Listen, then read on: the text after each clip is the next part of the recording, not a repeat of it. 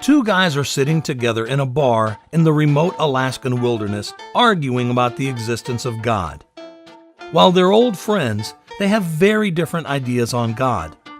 One is a priest, and the other is an atheist. The atheist says, "Look, it's not like I haven't given God a chance. I've even tried the prayer thing. It didn't work."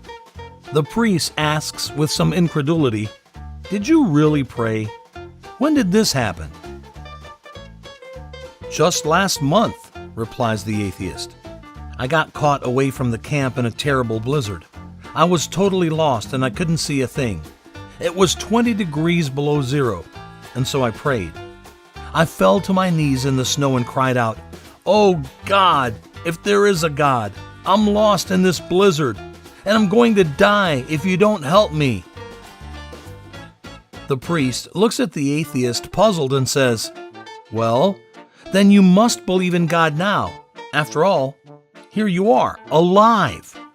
The atheist rolls his eyes and replies, No, that's not how it happened. A couple of Eskimos came wandering by and showed me the way back to the camp."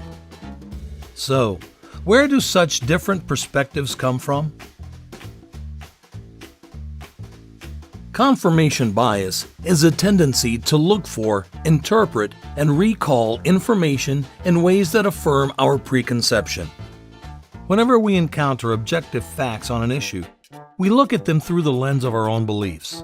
As a result, we see and overrate where the two intercept. The bias is strongest for emotionally charged issues or when we search for desired outcomes.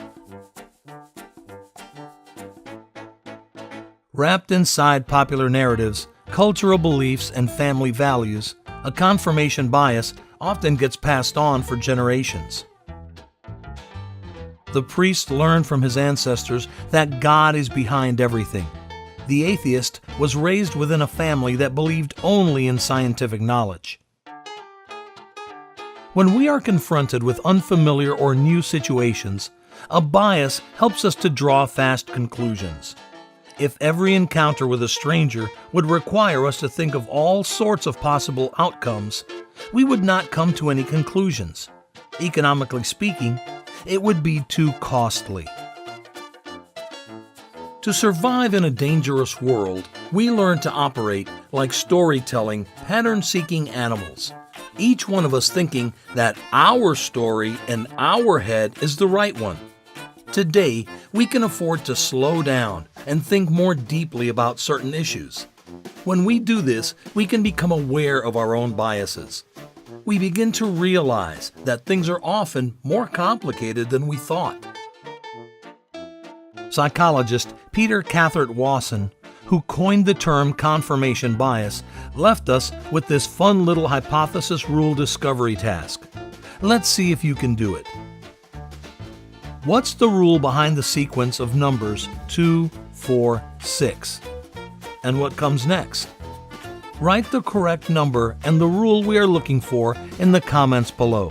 Now, fast!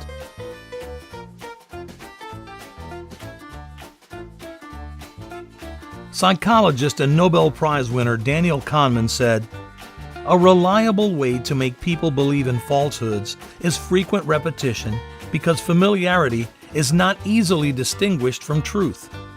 Which means, if there is time to reflect, slowing down is likely to be a good idea.